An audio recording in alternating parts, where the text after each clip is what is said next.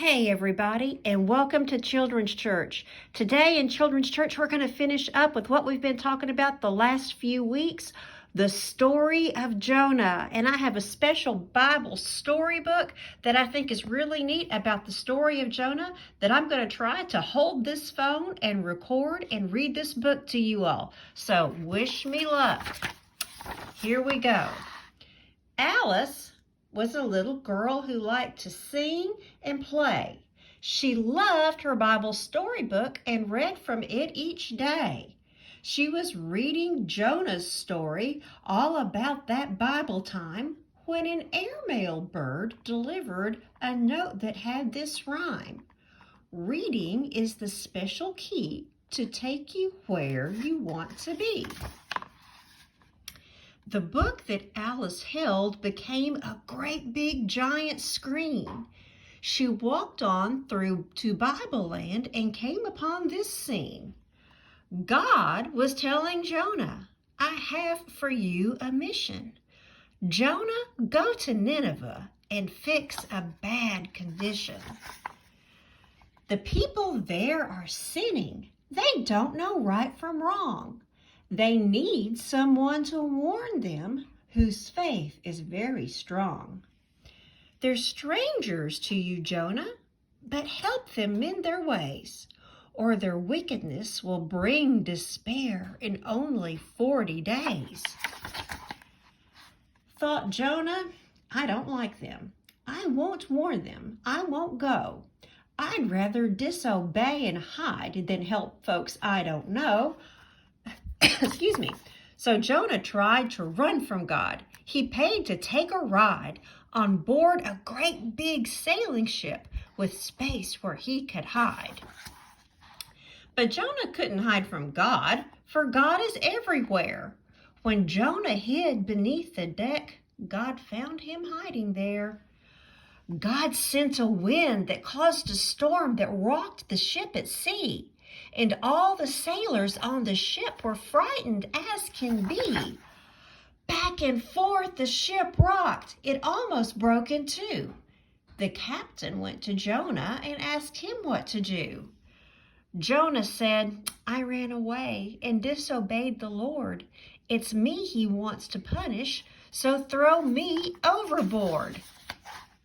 The sailors didn't want to do as Jonah said they should. The storm kept growing worse and worse, as Jonah knew it would. To calm the storm, the sailors had to follow Jonah's wish. They threw him in the sea, and then God sent a great big fish.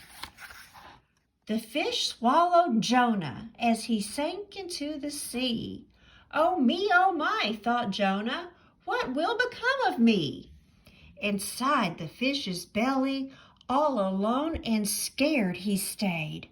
For 3 long days and 3 long nights, Jonah prayed and prayed.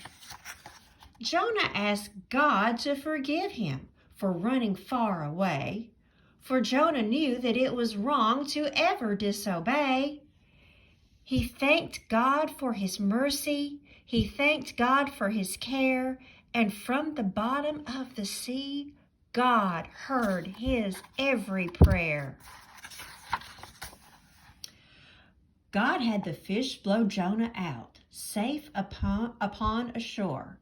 And God told Jonah he should go to Nineveh once more. This time Jonah minded God. To Nineveh he went. He warned, you all have 40 days in which you can repent. The people there all listened. They repented, every one, and God forgave and spared them when he saw what they had done. But Jonah wasn't pleased at all, for Jonah had no pity and wasn't happy that he helped the people save their city. Jonah sat down in the sun, and next to him God made a lovely plant that grew and grew and offered Jonah shade. The next day, God destroyed the plant that Jonah learned to love. He questioned why God did this, and God answered from above. You felt pity for a plant that lived for one short day. Isn't Nineveh far greater than a plant in every way? That city's filled with people who were wicked and were bad.